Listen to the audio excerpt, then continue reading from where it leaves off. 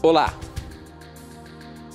Jesus, quando falava sobre a impureza, em um momento ele disse o seguinte: vocês são como os outros, não entendem nada?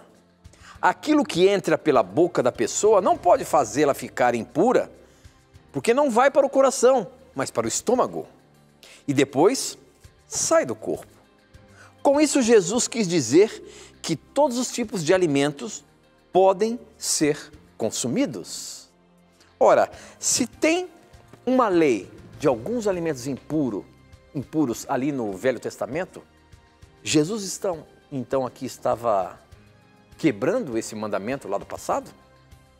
Esta e muitas outras questões você vai acompanhar agora, pois está no ar, Na Mira da Verdade.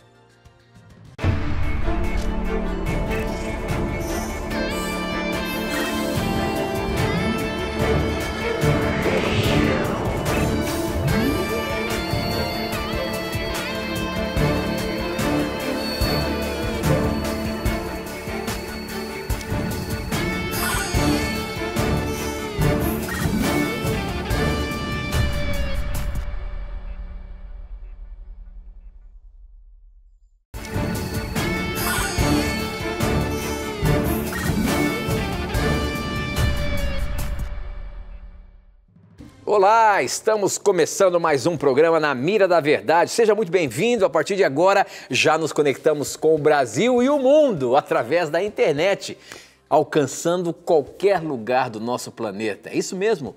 Estamos sendo transmitidos pelo Facebook e a nossa programação também é transmitida no YouTube. E quantas pessoas tenham a chance de assistir o programa Na Mira da Verdade. Onde quer que você esteja, sinta-se abraçado.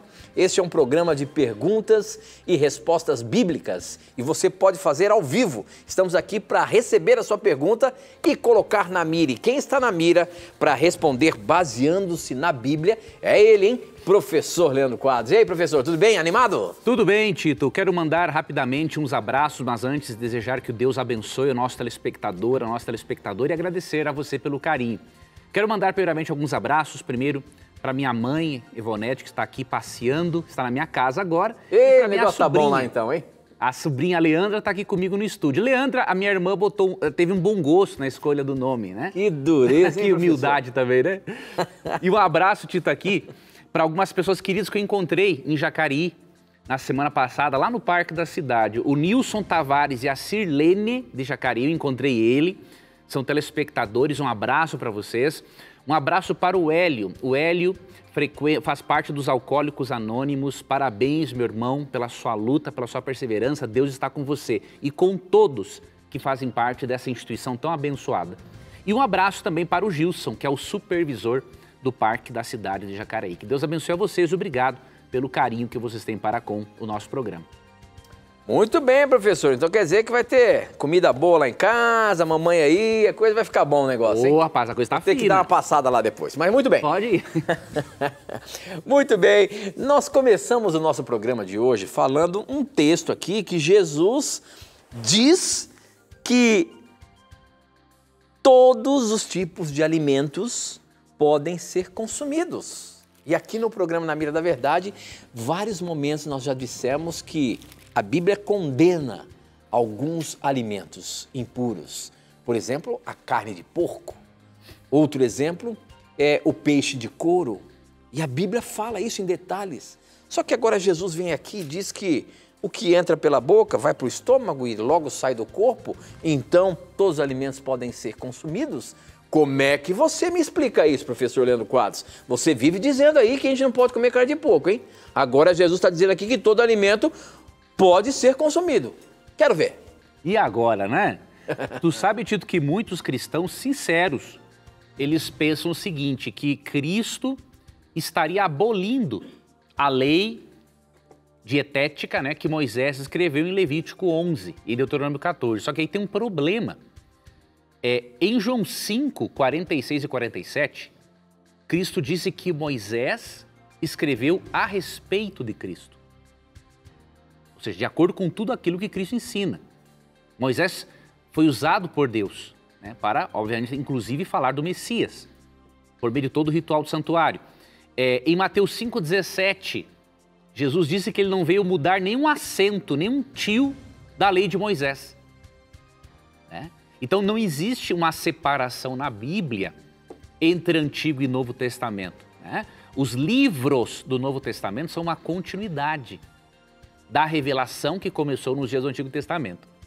Então quando alguém coloca Moisés de forma contrária a Jesus, fica uma coisa estranha. É como se o Espírito Santo tivesse inspirado Moisés a dizer uma coisa, e aí vem Cristo e meio que desmerece aquilo que o Espírito Santo havia revelado para Moisés. Não devemos pensar muito bem nas implicações das nossas crenças antes de confirmarmos nossas conclusões. E aí o que acontece? Esse texto de Marcos capítulo 7, e que também é paralelo a Mateus 15, quando lemos o contexto dele, fica muito tranquilo de entender e perceber uma coisa, que Cristo não está em hipótese alguma contradizendo o Antigo Testamento. O próprio Cristo em João 10, 35 fala que a Escritura não pode falhar. Então tudo aquilo que está na palavra de Deus é inspirado. Óbvio, há rituais, as leis cerimoniais tinham a ver com o santuário e com um sistema pedagógico para ensinar o plano de salvação. O cumprimento disso, né, encontrou a sua realidade em Cristo. Agora, nós não podemos enquadrar, por exemplo, aspectos morais da lei, aspectos dietéticos, né, e tudo mais, não podemos enquadrar nos aspectos cerimoniais. E Levítico 11 não é um aspecto cerimonial, né? As leis dietéticas, elas não têm simplesmente a ver com cerimônias, porque, por exemplo, nos versos ali 43, 44, Deus usa uma expressão que é abominação. Então, quando se refere à carne imunda, Deus diz que é uma abominação comer isso. Então, é uma linguagem muito forte, né, para se referir a um mero ritual. Tá? Mas vamos aqui para o contexto de Marcos 7. Bom, quando Marcos 7 fala, né, Cristo adverte, não é, de que não é o que entra no coração, não é o que entra, né, no coração, mas o que sai é o que contamina o homem. E quando ele diz aqui no contexto, né, que considerou puros todos os alimentos, vamos ver em que contexto ele considerou puros todos os alimentos. Será que ele se refere à distinção original entre alimentos puros e impuros? Ou é uma outra coisa? Lembremos outro detalhe, a distinção entre alimento puro e impuro ela é muito anterior a Moisés. Em Gênesis 7, verso 2, já vemos que essa distinção existia no período ali pré-diluviano, ok? Vamos ler aqui o contexto, que aí a partir do verso 1 de Marcos 7 diz assim: Ora, reuniram-se a Jesus os fariseus e alguns escribas vindos de Jerusalém. E vendo que alguns dos discípulos dele comiam, vamos ver, eles comiam carne de porco, para que fosse esse o problema tratado aqui, vamos ver.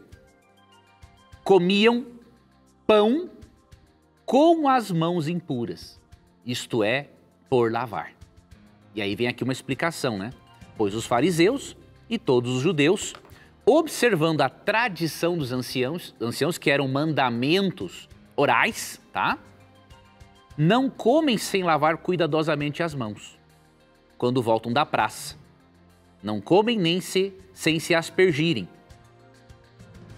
E aí verso 5. Interpelaram-no os fariseus e os escribas.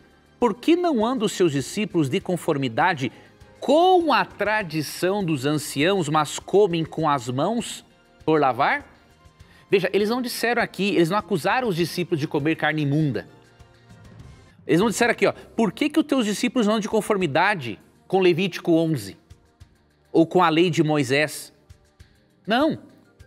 Eles estavam sendo contrários àquela tradição oral, tradição dos anciãos, que ensinava a lavar as mãos, aspergir as mãos com água num ritual de purificação. Se não tivesse esse ritual de purificação, eles acreditavam que ao comer algo isso iria contaminar o interior deles. Então a questão não é carne imunda, não pode forçar o texto a dizer o que ele não diz. Até porque na mesa, com quem que Cristo fala aqui no verso 1? Ó, fariseus e alguns escribas. Na mesa deles não tinha carne imunda, para que Cristo tratasse desse problema aqui, né? E aí, nesse contexto, vemos o verso 15, por exemplo, ó, não há fora do homem que entrando nele o possa contaminar, mas o que sai do homem é o que contamina. E aí ele fala, né, os pensamentos maus, adultérios, prostituição, furto, homicídio, avareza, malícia, dolo, tudo isso é o que contamina o ser humano, e não o comer sem lavar as mãos, não que isso vai trazer uma contaminação espiritual ou moral para o indivíduo. Esse é o problema. E aí no texto paralelo é fantástico, né? Mateus 15, 20. Então quando fala em Marcos 7, né, que considerou puros todos os alimentos, considerou puros todos os alimentos, mesmo que não os coma, né? Mesmo que os coma sem lavar as mãos naquele ritual de purificação. Esse é o contexto. E aí, para finalizar, o verso paralelo, né, o capítulo paralelo, Mateus 15, aí fica mais claro ainda, o verso 20, ó. Jesus dizendo, são estas coisas que contaminam o homem, né? Falsos testemunhos, blasfêmias, prostituição e por aí vai. São essas as coisas que contaminam o homem, mas o comer sem lavar as mãos não o contamina. Então, quando o cara pensa assim, o comer carne de porco não contamina, ele está vendo no texto que não existe. Okay?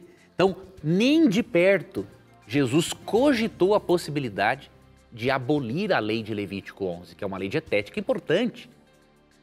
Em Mateus 15 e em Marcos 7, ele está sendo contra a tradição dos anciãos que ensinava que o simples fato de comer um alimento sem participar daquele ritual de purificação com água, isso já contaminaria o indivíduo no seu aspecto moral. Então, um texto fora do contexto é só um pretexto.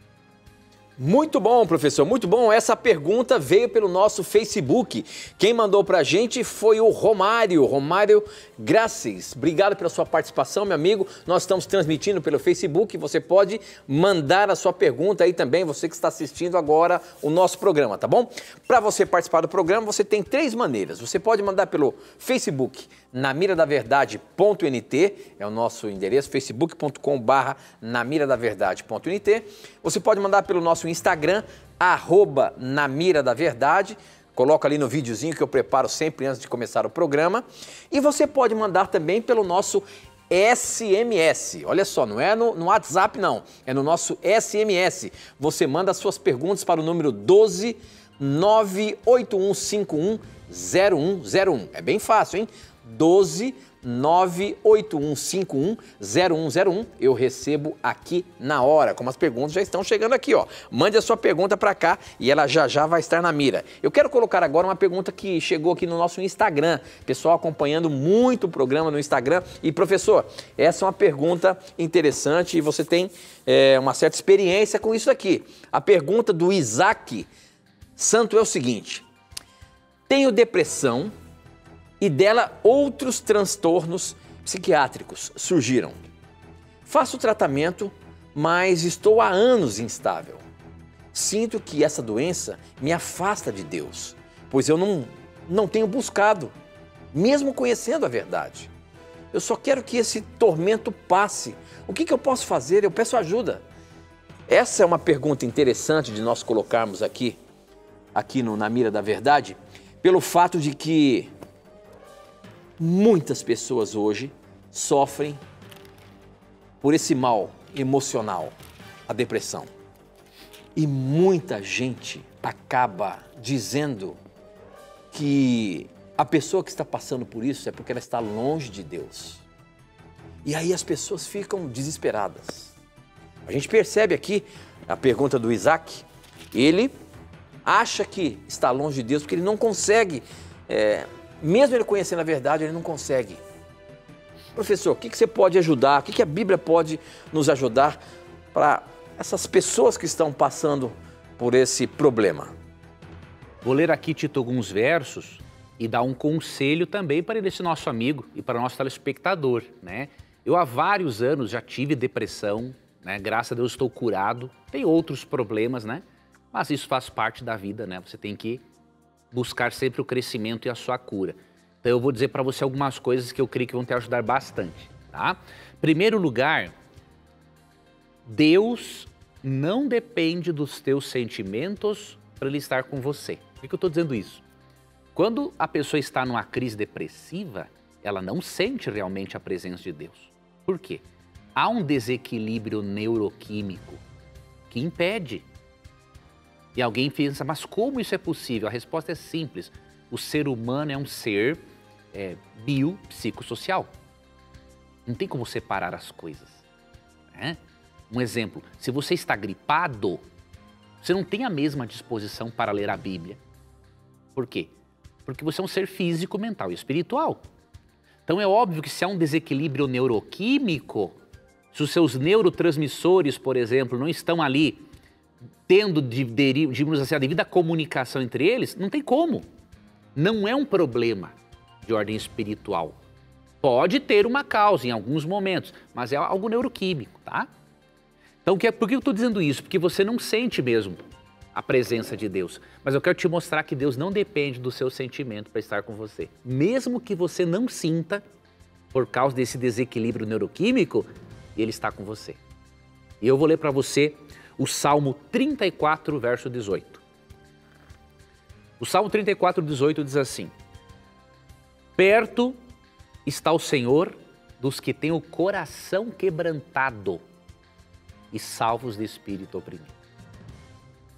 Se alguém disser para você que você tem um problema espiritual, deixa eu ser bem franco com você, é um idiota. Ele não sabe o que está dizendo. E para idiota você não pode ligar, porque essa pessoa está sendo usada pelo diabo para acabar com você. Você já não sente a presença de Deus, e aí vem uma pessoa com esse altíssimo nível de ignorância e diz que você está longe de Deus, é para te massacrar ainda mais. Tá? Então você não crê nesse tipo de discurso. Tá? Então Deus está perto de você. Ele está perto de você, mesmo que você não sinta. Ele está lhe amparando. E quando eu passei por isso, a minha pior crise foi ali com uns 25 anos de idade, eu li o Novo Testamento em 20 dias. Foi o que me deu a base para eu poder depois buscar tratamento. Não dei conversa para ninguém. Ah, é longe de Deus e tal. Isso não ajuda nada, é pessoa que não sabe o que está dizendo. Então, apegue-se a Deus, busque, leia a Bíblia. Porque aí Deus vai te dar respostas. Por que você está passando por isso? Quais são os gatilhos mentais? Quais são os problemas, os traumas não resolvidos?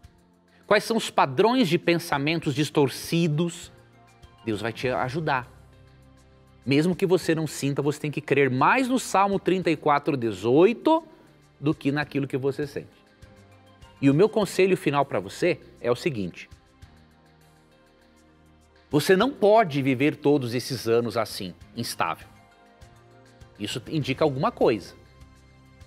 Ou teu tratamento medicamentoso está errado, não acertou ainda, o psiquiatra não acertou, tá?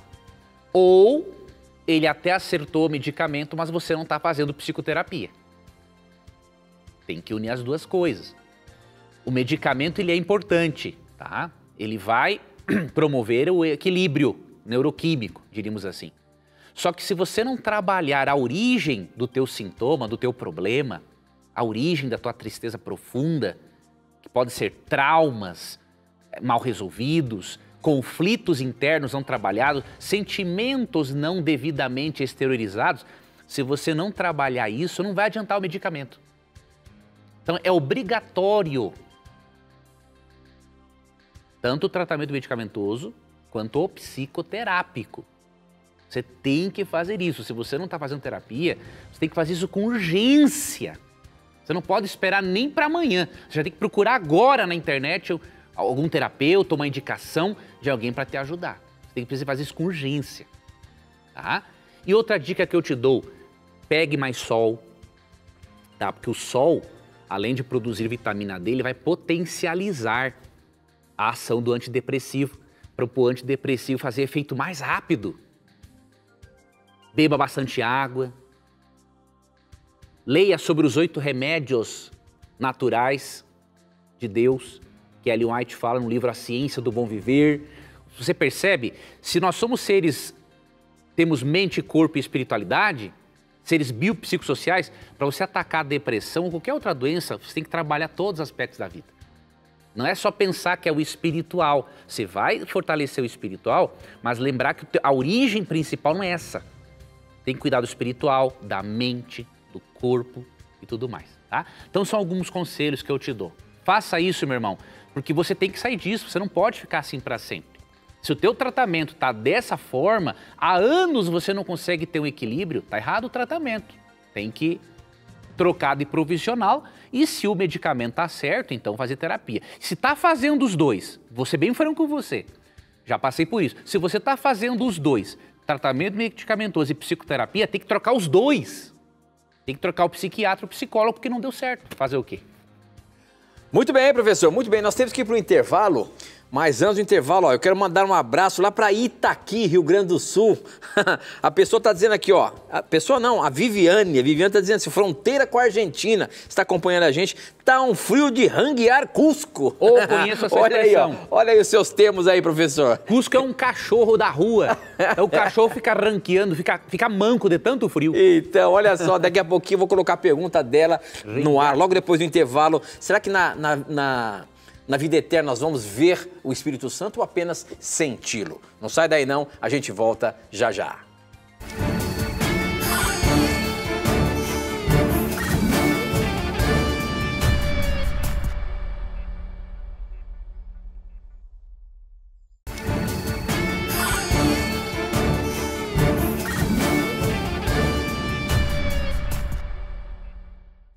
Já estamos de volta ao vivo e a pergunta da Viviane aqui lá de Itaqui é a seguinte: será que na nova terra, na eternidade, nós vamos ver o Espírito Santo ou vamos apenas senti-lo? Professor Leandro Quadros, como é que você sai dessa? Vamos lá. Tá frio de Renguiacusco aí, né, minha irmã? Eu sei como é que é esse frio aí do vento minuano que vem da Argentina, né, que gela até o tutano dos ossos, né? Eu sei como é que é, saudade dessa terra aí. Veja bem, minha irmã, as pessoas têm dificuldades de crerem, né, que vão ver o Espírito Santo, porque as pessoas relacionam o Espírito Santo, mesmo sem querer, viu? Isso acontece, com uma espécie de uma forma de energia apenas. Mas se nós atentarmos para o fato de que a Bíblia ensina que o Espírito Santo é um ser divino e pessoal, não há um porquê de não crermos que não vejamos o Espírito Santo. Lógico que o Espírito Santo das pessoas da Trindade, ele é a pessoa que trabalha nos bastidores. Em João 16,14, por exemplo, Jesus diz que a função do Espírito Santo não é realmente o Espírito Santo aparecer, é fazer com que Jesus apareça. Então em João 16,14 diz assim, ó, ele, olha que interessante, este ele é um pronome pessoal grego que é utilizado aqui. Então o Espírito Santo não é chamado de uma coisa, é ele. Tá? Ele me glorificará, porque há de receber do que é meu e vou lá de anunciar. Então, a função do Espírito é glorificar Jesus, é conduzir as pessoas a Cristo. Então ele trabalha nos bastidores. Por isso que lá em Apocalipse 22, por exemplo, você vê o trono de Deus Pai e de Deus Filho. Ele está nos bastidores, ele está fazendo o Pai e o Filho aparecerem. Mas tu vai em Apocalipse 1, versos 4 e 5, você já vê a menção do Espírito Santo na sua plenitude, juntamente com o Pai e o Filho. Ok? Então, considerando dois textos agora, para finalizarmos. Atos capítulo 5, versos 13 e 4, que fala que o Espírito Santo é Deus. E considerando Apocalipse 22, 4, não tem um porquê de não crermos que veremos o Espírito Santo. E quando falou do Espírito Santo, quando falou que Ananias mentiu ao Espírito Santo, Pedro disse aqui, em Atos capítulo 5, verso 4, o seguinte, 13 e 4. Ananias, por que encheu Satanás teu coração para que mentisses ao Espírito Santo? Olha, o próprio fato de poder mentir a alguém já demonstra que é um ser pessoal. Você não pode mentir para uma energia ou para um poder impessoal. Você mente para alguém que é capaz de se ofender com essa mentira, ok?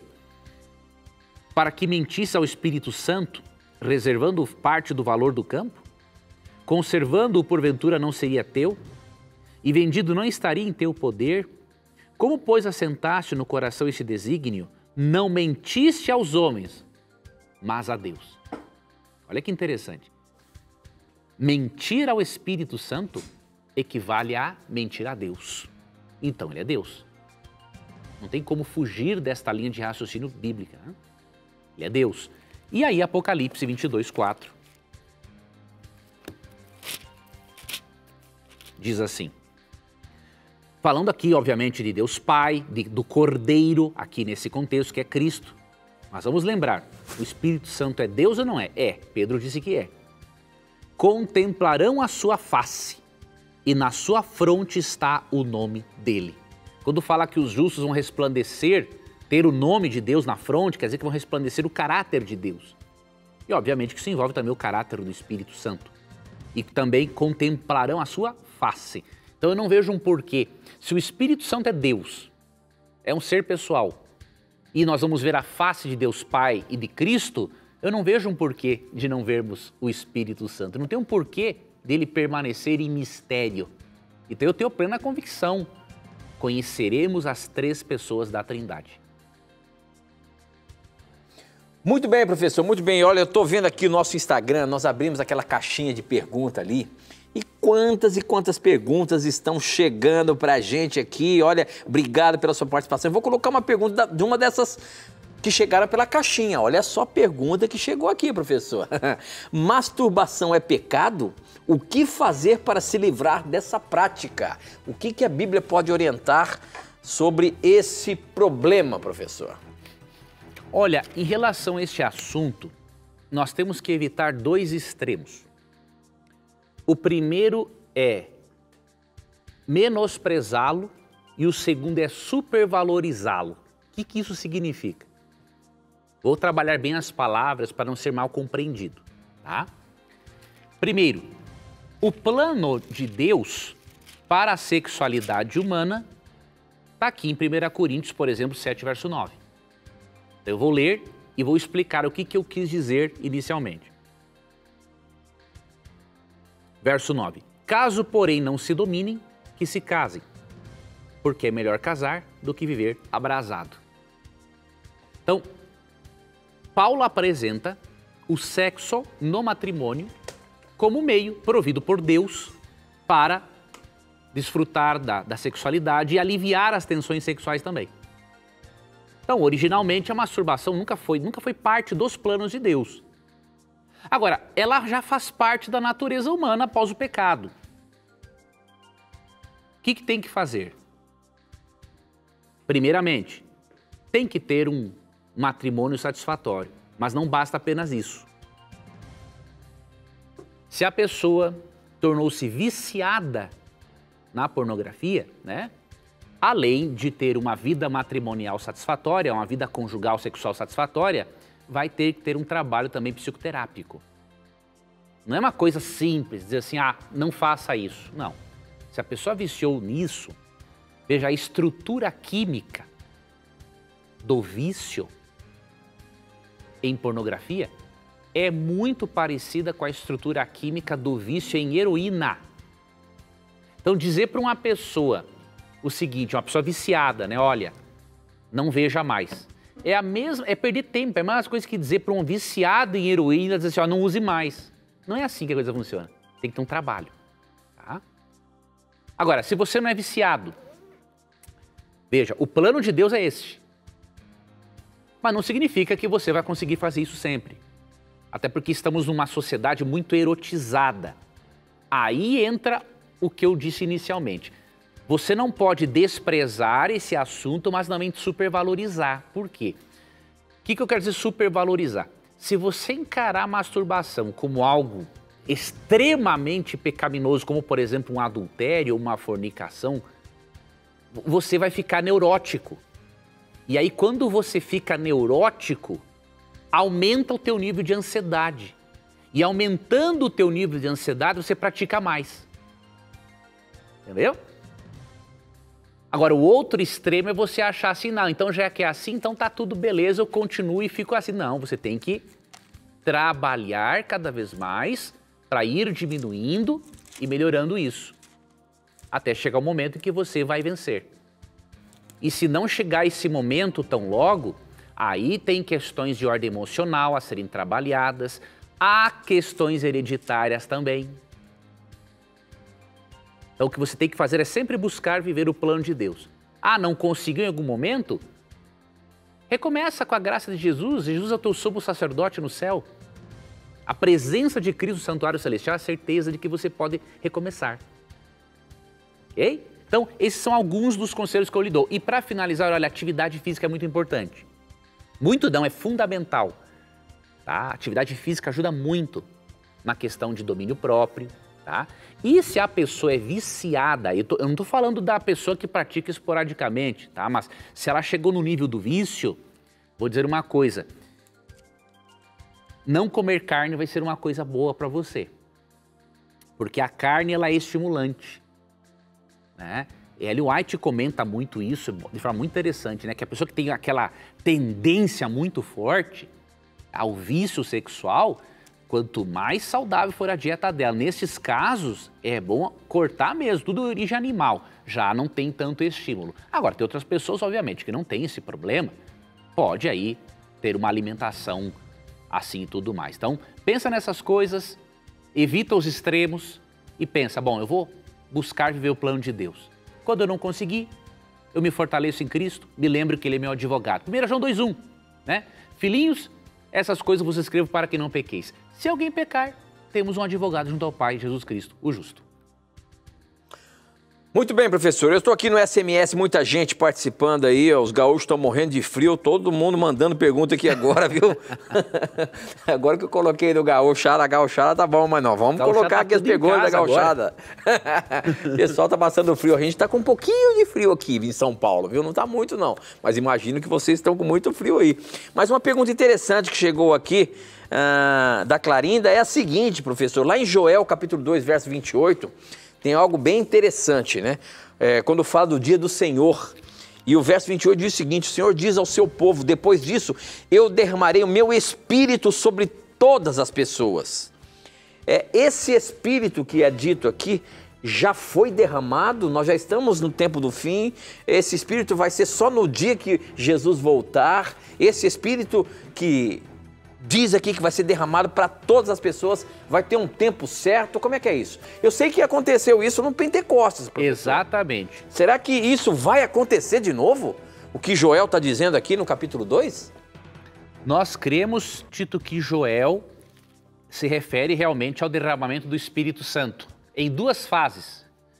Tanto no Pentecostes, realmente, como o Tito falou, e que vai ter um segundo derramamento pouco antes de Cristo voltar, para a conclusão final da obra do Evangelho. Né? Por que nós cremos isso? Bom, primeiro, o apóstolo Pedro, em Atos 2, ele aplicou Joel 2, 28 a 30, aos dias dele. Vamos ler aqui Atos 2, 14. Então se levantou Pedro com os 11 e, erguendo a voz, advertiu-os nesses termos. Varões judeus e todos os habitantes de Jerusalém, tomai conhecimento disto e atentai nas minhas palavras. Esses homens não estão embriagados, porque estavam falando em línguas, não é? Como vim dispensando, sendo esta a terceira hora do dia. Mas o que ocorre é o que foi dito por intermédio do profeta Joel. E acontecerá nos últimos dias, diz o Senhor, que derramarei do meu espírito sobre toda a carne. Vossos filhos e vossas filhas profetizarão, vossos jovens terão visões, e sonharão vossos velhos. E aí segue até o versículo 21, tá? Então o que acontece? Pedro realmente aplicou Joel 2, 28 ao Pentecostes. Mas quando Pedro usa de forma inspirada a expressão últimos dias, ele está falando de um segundo derramamento do Espírito. E aí você vê aqui no contexto de Joel algo interessante.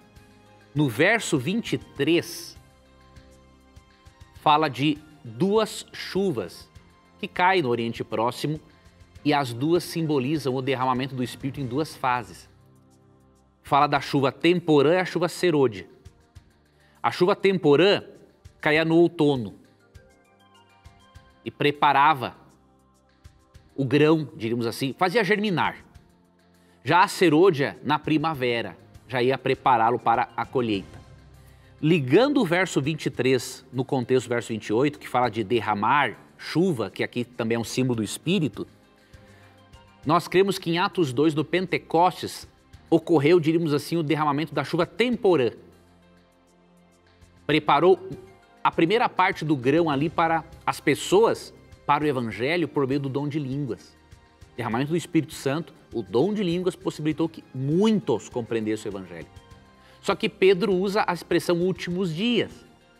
E aí no verso 23 também tem a chamada chuva serôdia, que é a que prepara o grão para a colheita. Nós cremos que o Espírito Santo vai ser derramado pouco antes do tempo do fim, para que os filhos de Deus preguem o Evangelho de uma forma muito poderosa e assim prepare as pessoas, os grãos, para serem recolhidos no celeiro do Mestre.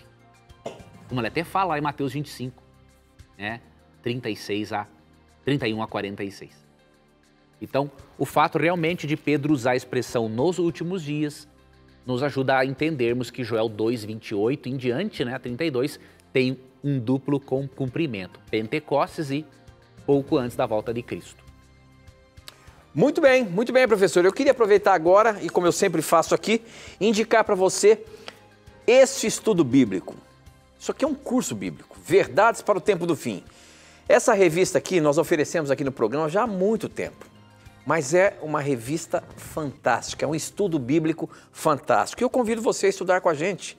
Se você quer conhecer o conteúdo dessa revista aqui, ó, que fala sobre o tempo do fim, o tempo que nós estamos vivendo, eu convido você a pedir agora mesmo. Você pode entrar no nosso blog, novotempo.com/Na Mira da Verdade. Ali você vai arrastar mais para baixo no site e você vai ver a imagem dessa revista. Se você clicar lá, você vai ser direcionado para fazer um cadastro para que ela possa chegar direitinho aí para você, sem você pagar nada. É um presente, uma promoção, é uma forma que o Anjos da Esperança faz para que você possa receber gratuitamente. Então, você que é anjo, eu quero agradecer. Daqui a pouquinho eu vou estar com você fazendo o programa aí hoje.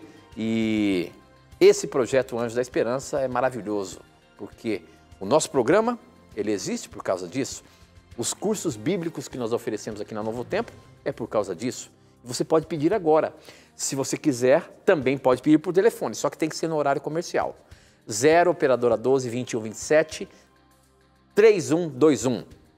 Você pede a revista Verdades para o Tempo do Fim, um estudo bíblico fantástico que vai ajudar a compreender muita coisa que está acontecendo agora e que ainda vai acontecer. A gente tem que ir para um intervalo rápido, aproveite o intervalo, peça o seu estudo bíblico, a gente volta já já.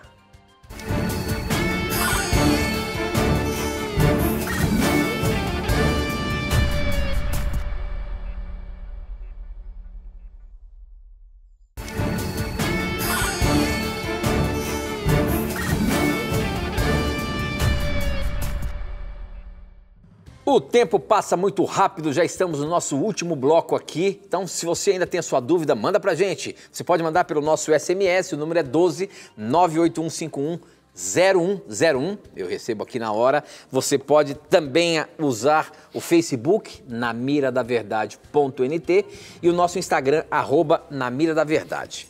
Essa pergunta aqui chegou pelo nosso Instagram e é interessante. Olha só a pergunta que chegou, professor. Isso aí eu tô passando por isso aqui, hein? Vou até colocar essa pergunta na mira porque eu estou passando por isso aqui. Opa, vamos ver isso aí. Preste atenção. Me chamo Leônidas e tenho uma grande dúvida. Poderia me ajudar?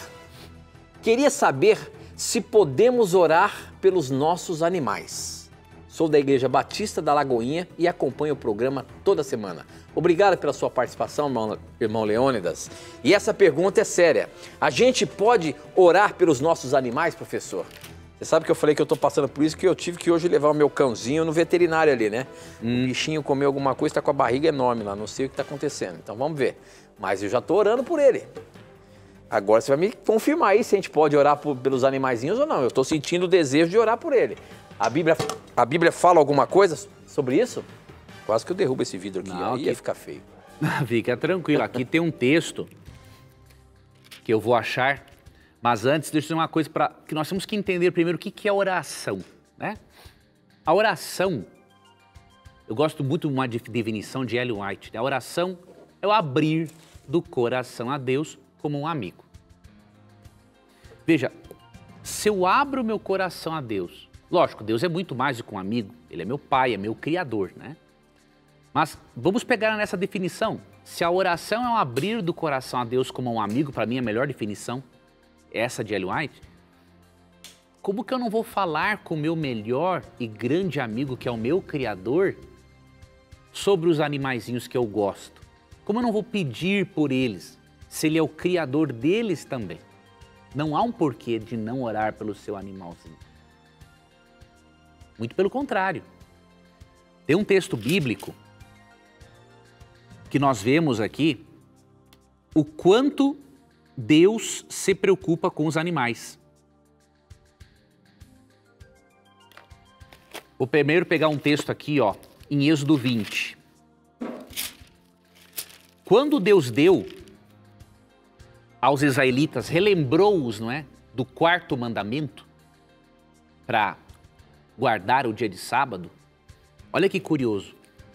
Deus queria que eles deixassem até mesmo os animais descansarem no sábado. Então veja a preocupação de Deus com os animais. Êxodo capítulo 20, versos 8 em diante. Lembra-te do dia de sábado para o santificar. 6 dias trabalharás e farás toda a tua obra. Mas o 7º dia é o sábado do Senhor teu Deus. Não farás nenhum trabalho, nem tu, nem teu filho, nem tua filha, nem o teu servo, nem a tua serva, nem o teu animal, nem o forasteiro das tuas portas para dentro. Porque em 6 dias fez o Senhor os céus e a terra, o mar e tudo o que neles há, e ao 7º dia descansou. Por isso o Senhor abençoou o dia de sábado e o santificou. Então, no quarto mandamento, Deus mostra o quanto Ele valoriza toda a sua criação. Deus quer que todos tenham este momento de descanso e os animais não estão fora disso aqui. Professor, posso dar uma contribuição aí? Sim. Se a gente for pensar, os animais, eles sofrem hoje por causa do pecado do ser humano. Sim. Deus criou, no mesmo momento lá, na mesma semana da criação, tanto os animais quanto o homem. Só que o homem pecou, o homem foi criado para cuidar dos animais. O homem pecou e os animais sofrem hoje o pecado do ser humano, é ou não é? Sim, Ellen White, Tito, tem uma declaração no Patriarcas e Profetas. Quando fala de Balaão, quando ele espancou aquela jumenta. Exatamente, bem nesse contexto mesmo, exatamente isso. Ela chega a falar o seguinte, que já que o ser humano é responsável pelo pecado no mundo, então é dever do ser humano, pelo menos, aliviar o sofrimento dos animais. É isso aí. Então, e até ela fala, né, agora você me lembrou, quando ela fala desse episódio de Balaão, ela fala assim, ó, muitos se pudessem ver, teria um anjo ao lado deles, anotando quando eles maltratam os animais. E tudo isso é registrado por dia do juízo. Tem um texto aqui em Provérbios, eu estou procurando, fala, o justo atenta para a vida dos seus animais. Estou vendo isso em Provérbios 16. Deixa eu ver aqui.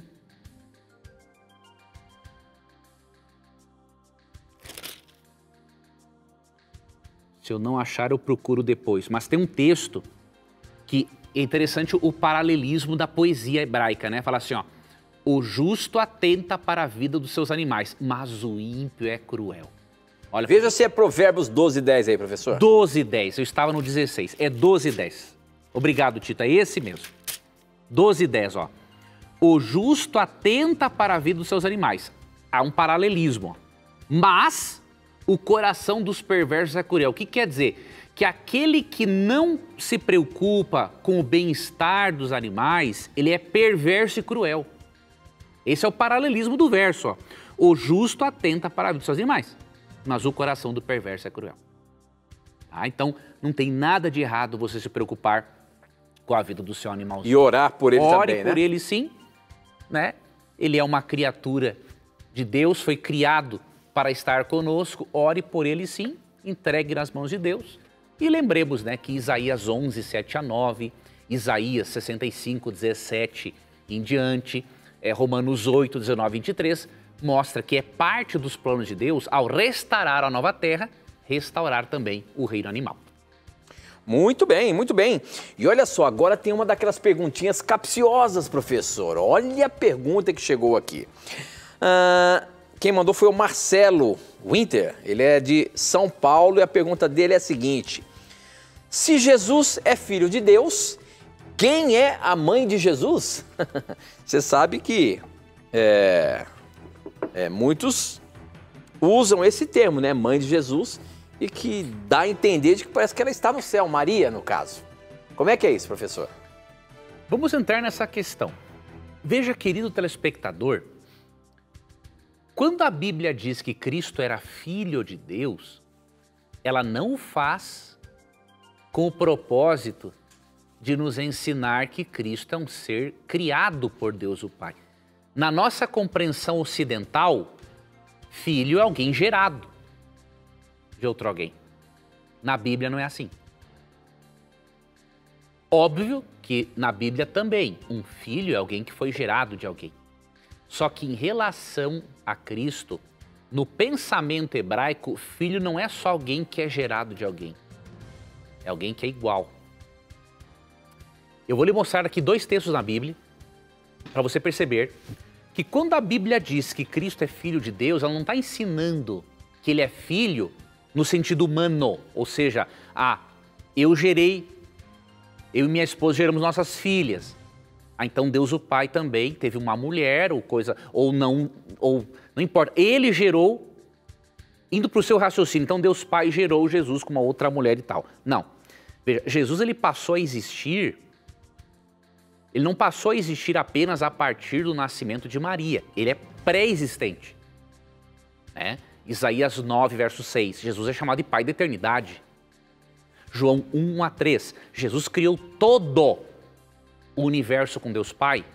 Isso está também em Hebreus 1, 1 a 3. Colossenses 1, 15 a 18, sem Jesus nada do que existe foi feito, João 1, né? E Colossenses fala que nele tudo subsiste, ou seja, todos os seres vivos têm vida por causa de Cristo.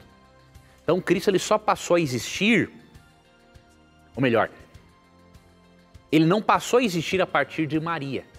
Ele encarnou para nascer, obviamente, de uma forma humana, mas ele é pré-existente. Ele sempre existiu, Maria não existiu sempre. Tá? Então Jesus, a expressão mãe de Deus em referência a Maria não é correta. Ela não é mãe de Deus, ela é a mãe aí sim do divino, do Jesus divino humano, aí sim. Ela não pode ser mãe apenas do Jesus divino, porque o Jesus divino sempre existiu e Maria não. Agora, se a expressão for usada para dizer assim, a Maria é a mãe do divino humano, Jesus, aí tudo bem, aí está correto. Tá? Agora veja, quando é dito que Jesus é filho de Deus, em que sentido isso acontece? Não é no nosso sentido ocidental. Vamos ler aqui João 5,18, porque aí você vai entender. Não tem uma lógica de Jesus ter uma mãe, estou falando aqui no aspecto divino, tá? Lá no céu, porque ele não tem origem. Miqueias 5,2 diz que os dias dele são desde os dias, as origens dele são desde os dias da eternidade. Ok? Ele não pode ser gerado. Se ele é pai da eternidade, de acordo com Isaías 9,6, e se ele é o autor da vida, de acordo com Atos 3,15, como que ele vai ter um começo? Não pode. Porque se ele teve um começo, ele não é o autor da vida. Entendeu? Então veja, quando diz que ele é filho, João 5,18 e João 19,7. São 2 textos assim que explicam para nós essa questão.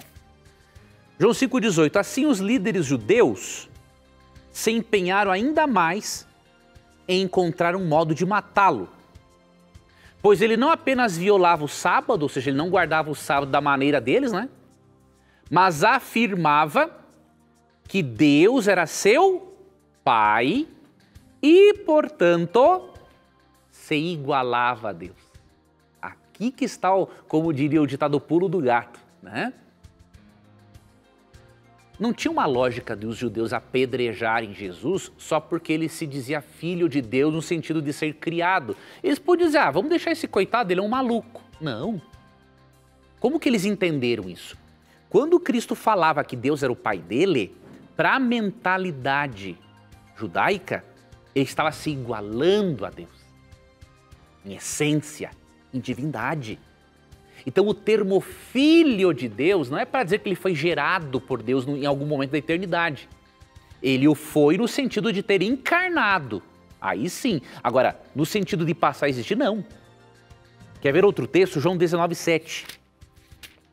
Que o termo filho aqui significa igual. Né?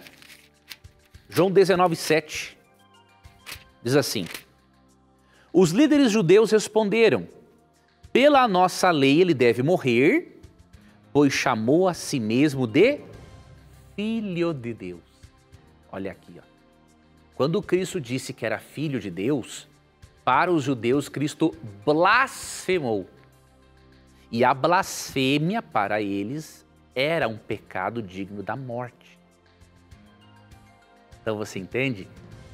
Não é correta a análise, já que Jesus é Filho de Deus, então ele tem que ter uma mãe lá desde a eternidade. Não, porque ele não é filho de Deus no sentido de ser gerado. Ele é filho de Deus no sentido de ser igual a Deus. Recomendo, querido telespectador, estude Cristologia. A Cristologia é uma das matérias da teologia sistemática. Você pode também estudar Cristologia na teologia histórica, tá? Até para você ver os debates cristológicos ao longo da história da igreja. Mas estuda na área da teologia sistemática Cristologia. E aí você vai entender esses e outros aspectos espetaculares da pessoa de Jesus Cristo. Muito bem, professor. Ainda o senhor tem 2 minutinhos para responder essa questão aqui. O senhor não, né? Você, né? Poxa, jovem, um cara tão novinho. Um jovem varão. Vamos lá. A pergunta da Jussara Penido é a seguinte. Eu gostaria de saber, professor, por que Jesus não tirou João Batista do sofrimento que foi até a morte? Por que Jesus não livrou ele, que era primo dele? Essa é uma questão, Tito, muito interessante. Nós temos como dar uma resposta agora, mais curta, né? Mas em outro momento podemos aprofundarmos ainda mais. Veja o que aconteceu. João Batista foi preso por falar a verdade. Né? Ele repreendeu Herodes por estar com uma mulher que havia sido do irmão dele. E aí ela se aproveitou de uma situação, de uma festa lá, uma embriaguez e usou a filha para pedir a cabeça de João Batista. João Batista, no relato, ele ficou deu uma vacilada, normal, um ser humano. E aí ele mandou alguém para Jesus dizer o seguinte, olha, você é mesmo o Messias ou temos que esperar outro? E qual foi a resposta de Cristo? Isso aqui que é interessante. Porque ele estava preso, ele esperava que Cristo fosse um Messias. Ele sabia que Cristo era o Messias, mas ele esperava algo mais. Que fizesse uma revolução. E dependendo do tipo de revolução, até o livrasse, não é, da morte. Só que Cristo deu a resposta não que João queria, mas a resposta que ele precisava. Jesus falou assim, diga para João que os cegos veem, os coxos andam e os mortos são ressuscitados. A partir dali, João Batista não mandou recado algum mais e ele entendeu que Deus, em sua soberania, iria permitir que ele descansasse e que o universo tivesse ainda mais um argumento para que Deus pudesse desmascarar Satanás diante de todos eles e mostrar o quanto Satanás era perverso. Tem outras questões, mas essas são as principais. Muito bem, professor, muito bem. Com essa nós encerramos mais um Na Mira da Verdade. A gente se encontra semana que vem, se Deus quiser. Se Deus quiser, Tito. Obrigado, Tito, por trazer as perguntas dos nossos amigos. Obrigado, amigo telespectador e amiga telespectadora. E lembre-se que neste programa, sempre que você tiver a coragem de perguntar, só a Bíblia terá a coragem de lhe responder. Aqui você já sabe, as suas dúvidas sempre estão na Mira da Verdade. Até o nosso próximo encontro. Tchau.